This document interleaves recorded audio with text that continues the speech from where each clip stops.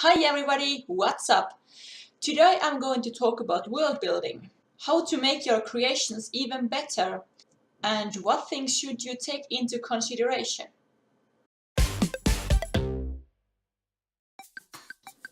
World building has been my dear hobby for a while now, and during the years I've come to notice some things.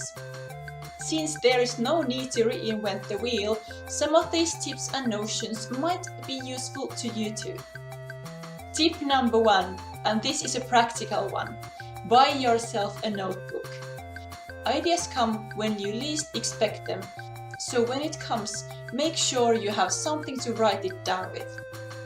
Don't think that you will remember the idea later. Trust me, you won't. Ideas come and go. When I am reading my notebooks and notes, there are things that I don't remember even writing.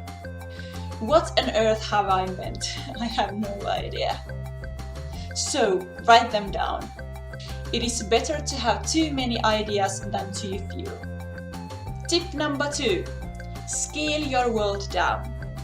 Choose the area where your story or your game will take place and stick to it. Yes, it would be cool to design that cool underwater place, but there is no logical reason why the characters would actually visit that. So save yourself some time. Brain can't handle too much information at once. The reader or player will appreciate that you have small, well-designed place instead of a huge, empty map. This here is actually a problem in tabletop role-playing. The Game Master has a huge map, but it's full of a whole lot of nothing. There are taverns without any purpose and caves without any items or people.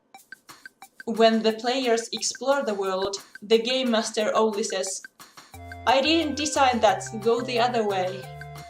Focus on one area and make it well. Tip number 3. Keep your research and work separate. Yes, reference pics are useful, but when creating, it doesn't matter if you can't write every single little detail correctly. The readers have imagination too, trust them. Don't get too stuck on reference images, because they are only half of the environment.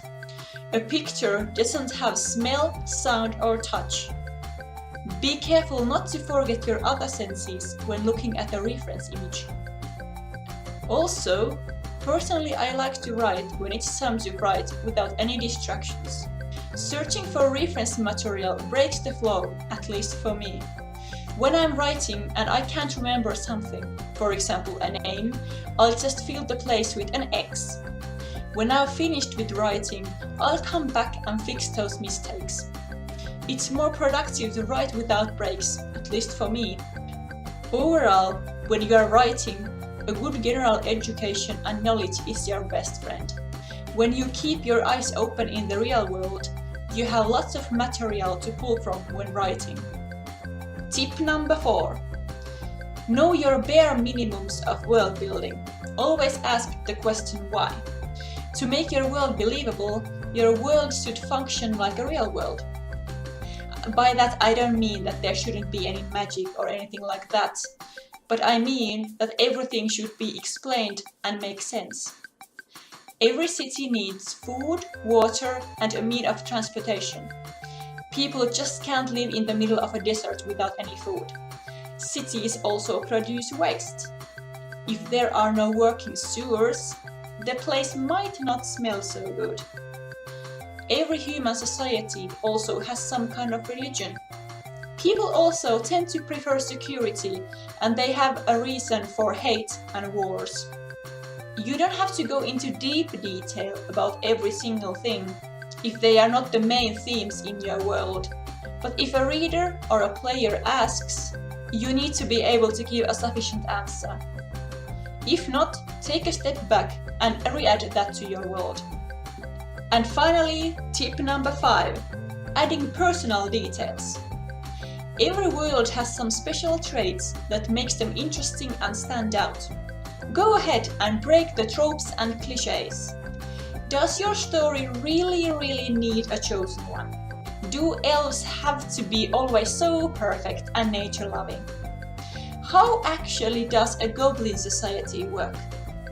A good amount of realism and misfortune creates a better setting. Everything is not black and white. The heroes can fix one thing, but everything still shouldn't be perfect. Make the world have history and future, so that there is more to it than just the heroes and their deeds. So, these are things that I've written down to help my own world creation progress. Hope these were helpful. Thanks for watching and keep on creating!